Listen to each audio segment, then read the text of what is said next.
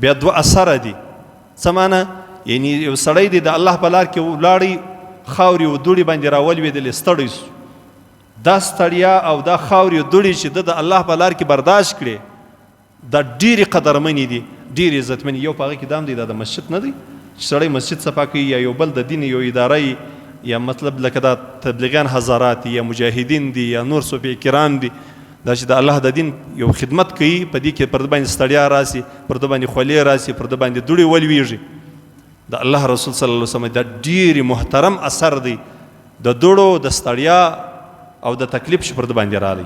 واثر فی فریضة من فرائض الله تعالی، یو هغه اثر چې د انسان ته د فرض عبادت په کولو کې حاصل سي. لکه مثلا د یو سړي کور لرې دی چې دی کور ته راځي، پر لاره باندې مثلا د ساراو د داره کمې خاورې خټي، د انسان پښې په خټو باندې سي، په خاورو باندې سي، دوړې ور باندې ولویږي.